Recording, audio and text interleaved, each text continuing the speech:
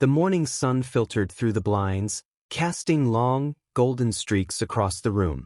I blinked awake slowly, the comforting hum of the city outside grounding me. My name is Alex Parker, and until that day, my life had followed a predictable rhythm. Wake up, go to work, chat with my roommate Liam in passing. But as I stretched in bed that morning, something felt off. A shift, subtle but undeniable.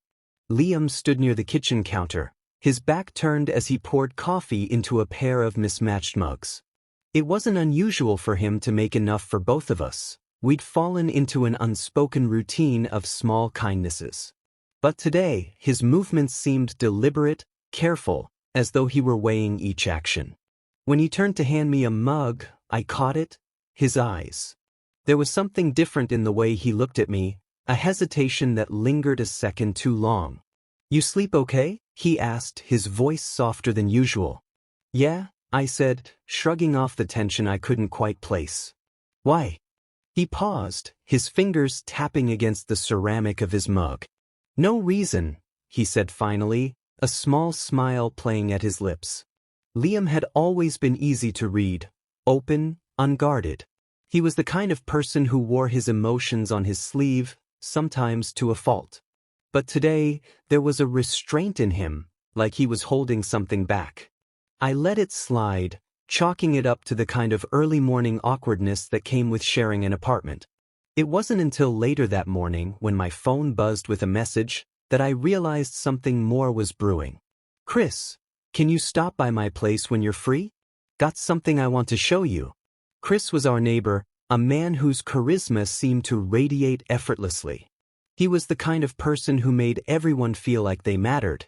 We'd shared casual conversations in the hallway, exchanged tools, and occasionally talked over drinks, but I'd never thought of him as more than an acquaintance. Yet, reading his message, I felt a flicker of something, curiosity, maybe anticipation. I responded with a quick "sure, I'll swing by this afternoon."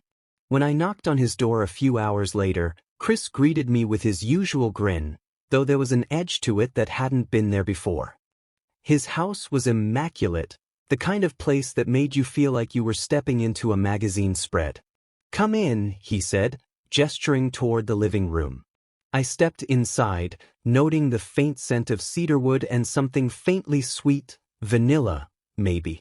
Chris led me to a corner of the room where a large cabinet stood, its glass panels reflecting the light.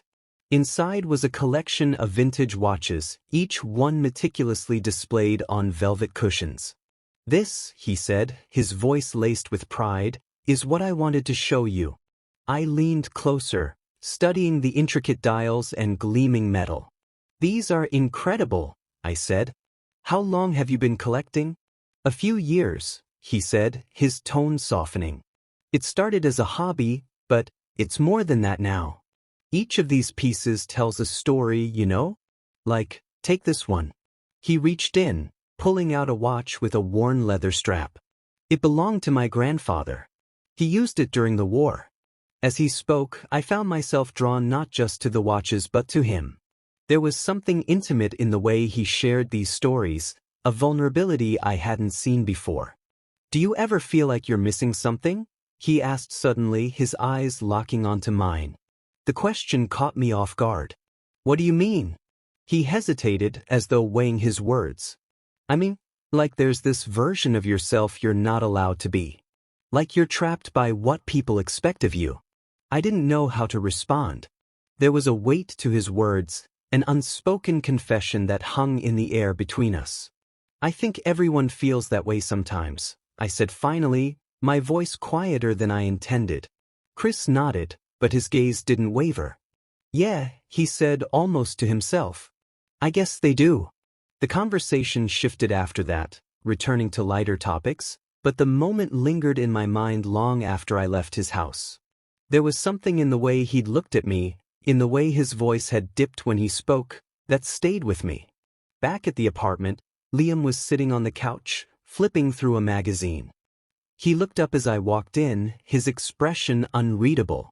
"How was Chris?" he asked, his tone casual but his eyes sharp. "I said.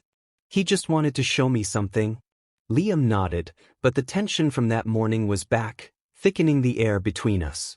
That night, as I lay in bed, staring at the ceiling, I couldn't shake the feeling that something had shifted, not just with Chris but with Liam too. It was as though I'd stepped onto a path I couldn't see the end of, one that was both thrilling and terrifying. I didn't know it yet, but this was only the beginning. The days following my visit to Chris's house felt like walking a tightrope. I went about my routines, but the air between me and Liam had shifted. He didn't say much, but the way his gaze lingered when I walked into the room spoke volumes. His usual banter was replaced with quiet, careful observations. If I didn't know better, I'd have thought he was waiting for something, for me to crack, perhaps. One evening, I returned home to find Liam sitting at the table, a glass of wine in hand. The dim light cast shadows across his face, accentuating the tension in his features. "Rough day?" I asked, setting my keys on the counter. He shrugged. "Not really. Just thinking." "About what?" For a moment, he didn't answer, just swirled the wine in his glass. Finally, he said, "Do you ever feel like something's happening right in front of you, but you're too afraid to acknowledge it?" The question caught me off guard. "I guess so," I said, hesitating. "Why?" His eyes met mine, and the intensity in his gaze made my stomach twist. "No reason," he said, though his tone suggested otherwise. Before I could press him further, my phone buzzed. It was Chris. "Chris, free tonight? Stop by if you can." I glanced at Liam, suddenly aware of how closely he was watching me. "It's Chris," I said, trying to sound casual. "He wants to show me something." Liam's lips pressed into a thin line. "You've been spending a lot of time with him lately?" "It's nothing," I said, brushing it off. "He just has this collection he's really into. Watches, remember?" Liam didn't respond, but his silence spoke volumes. When I arrived at Chris's house, he greeted me with that same easy smile, though tonight there was a certain edge to it, a quiet urgency. The living room, usually pristine, was dimly lit, and the faint scent of cologne lingered in the air. "I was starting to think you wouldn't come," he said, handing me a glass of whiskey. "Got caught up at home," I said, though the truth was I'd spent several minutes debating whether or not I should be here. Chris sat down on the couch, gesturing for me to join him. There was something different about him tonight, a kind of vulnerability that felt almost disarming. "I've been thinking about what we talked about last time," he said, swirling the whiskey in his glass.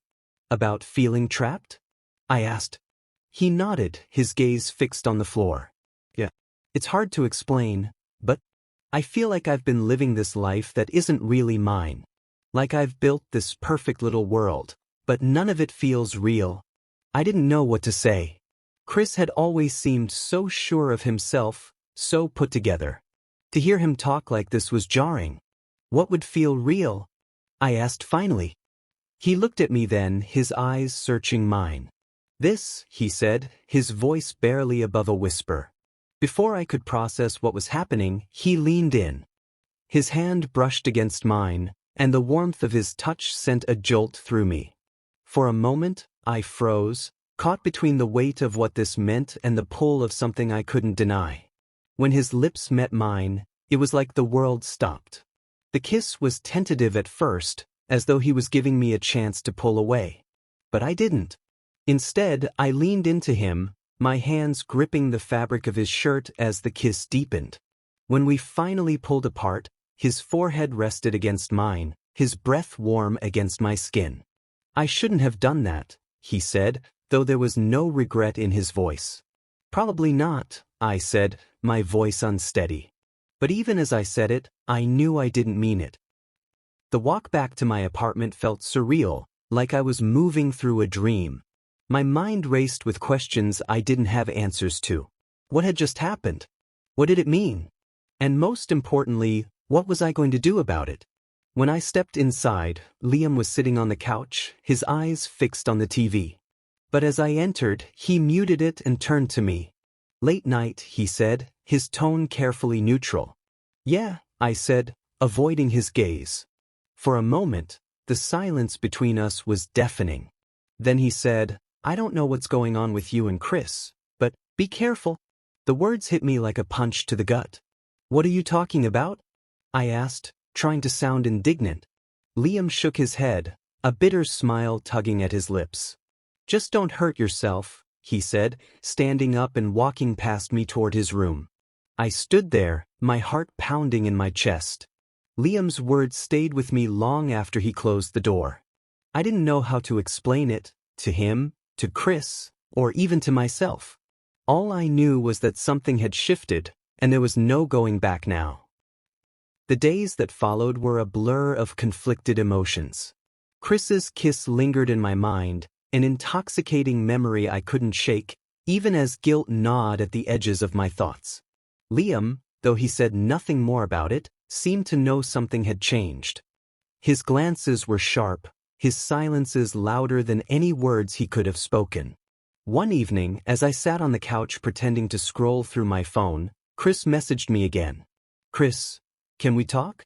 My fingers hovered over the screen, torn between the magnetic pull of whatever this was and the undeniable weight of what it meant. After a moment, I typed a single word. When I arrived at Chris's house, he was waiting at the door, his expression unreadable. He stepped aside to let me in, and I followed him to the living room. The room felt smaller than usual, the air thick with unspoken tension.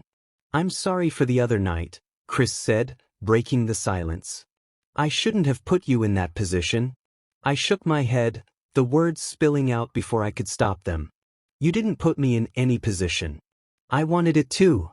The admission hung between us, raw and undeniable. Chris looked at me, his expression softening. "That's what scares me," he said. He moved closer, his presence filling the space between us. "Alex, whatever this is, it's not fair. To you, to me, to anyone." "Then why does it feel so real?" I asked, my voice trembling. Chris hesitated, and for a moment, I thought he might step back. Instead, he cupped my face in his hands, his thumb brushing against my cheek. "Because it is real," he said. "But that doesn't mean it's right." Back at the apartment, I found Liam waiting for me, his arms crossed and his jaw set. "You've been with Chris again, haven't you?" he asked, his tone accusatory. I didn't answer. I didn't need to. Liam let out a bitter laugh, shaking his head. I knew it. I could feel it the moment things changed between us. "Liam, Save it," he snapped, cutting me off. "Do you have any idea what you're doing? To yourself? To him? To me?"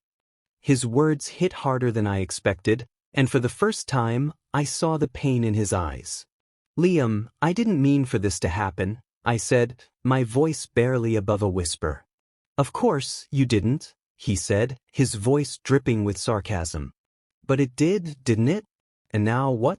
You're just going to keep sneaking around, pretending this is sustainable?" "I don't know," I admitted, my voice cracking. "I don't know what I'm doing." Liam's expression softened, the anger giving way to something closer to sadness. "You're better than this, Alex," he said quietly. "You deserve better." The next day, I found myself back at Chris's house, this time with a sense of finality hanging over me. "I can't do this anymore," Chris said as soon as I walked in. I nodded, though the words still stung. "I know." He gestured for me to sit, and we talked for what felt like hours. He spoke about his marriage, about how it had become more of a facade than a partnership. He confessed that meeting me had been like waking up after years of sleepwalking through his life. "But I can't tear everything apart for this," he said. "For us?"